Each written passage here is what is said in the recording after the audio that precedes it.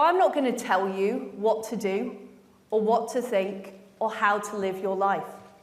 I'm not interested in how many 2-for-1 offers you buy at the supermarket or how you spend your spare time or in virtue signalling.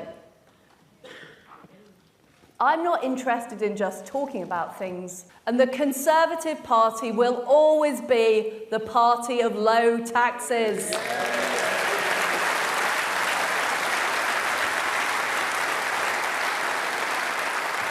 I stand here today as the first Prime Minister of our country to have gone to a comprehensive school.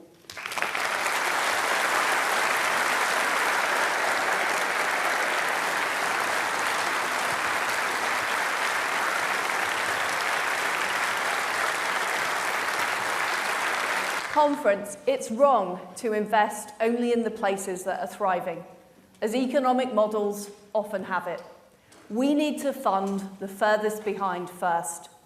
And for too long, the political debate has been dominated by the argument about how we distribute a limited economic pie. Instead, we need to grow the pie so that everyone gets a bigger slice.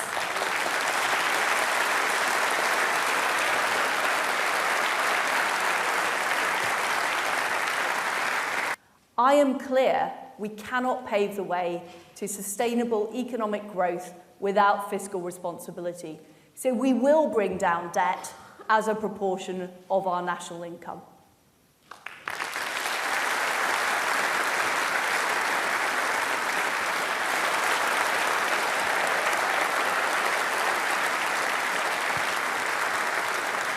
And that's why I promised on entering Downing Street to act.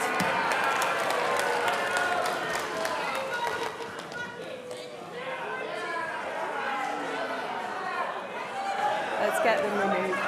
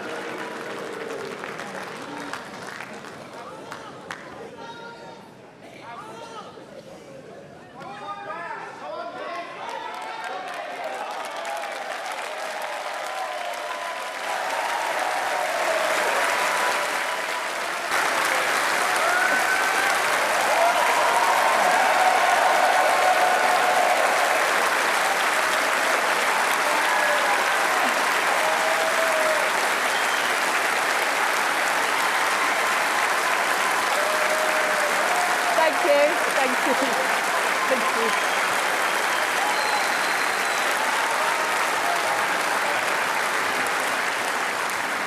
Now, later on in my speech, my friends, I'm going to talk about the anti-growth coalition. But I think they arrived in the hall a bit too early. They were meant to come later on, so we'll get on to them. We'll get on to them in a few minutes. High taxes mean you feel it's less worthwhile working that extra hour, going for a better job, or setting up your own business. That's, my friends, is why we are cutting taxes.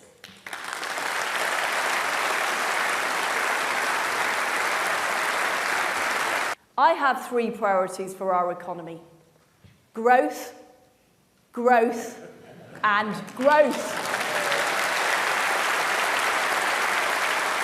Growth helps people fulfill their hopes and their dreams. And that's why our dynamic new Chancellor and I will be taking action in 3 areas. First of all, we will lower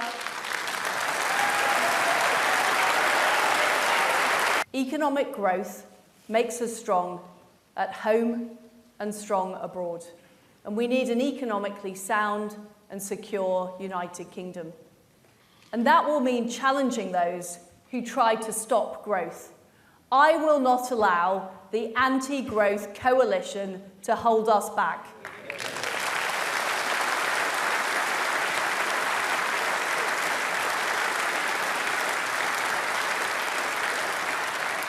Labour, the Lib Dems, the SNP, the militant unions, the vested interests dressed up as think tanks, the talking heads, the Brexit deniers, Extinction Rebellion, and some of the people we had in the hall earlier. The fact is,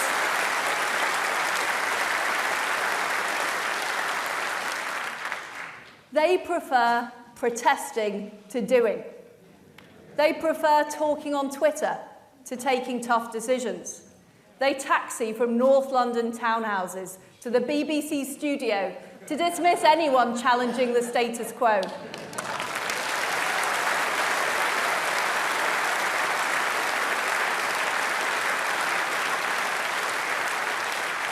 From broadcast to podcast, they peddle the same old answers.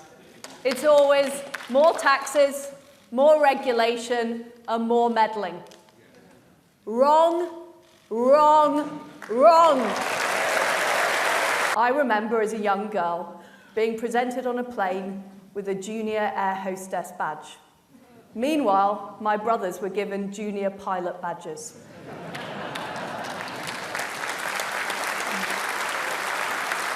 We're working with our friends and allies to support Ukraine in the face of Putin's brutal war. The brave Ukrainian people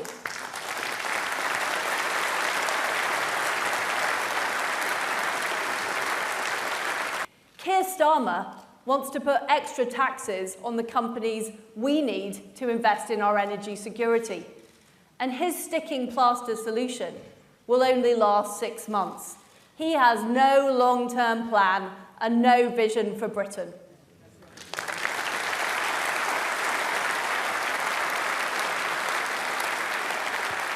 Mark Drakeford in Wales is cancelling road building projects and refusing to build the M4 relief road. Nicola Sturgeon won't build new nuclear power stations to solve the energy crisis in Scotland. Have these people ever seen a tax rise they don't like?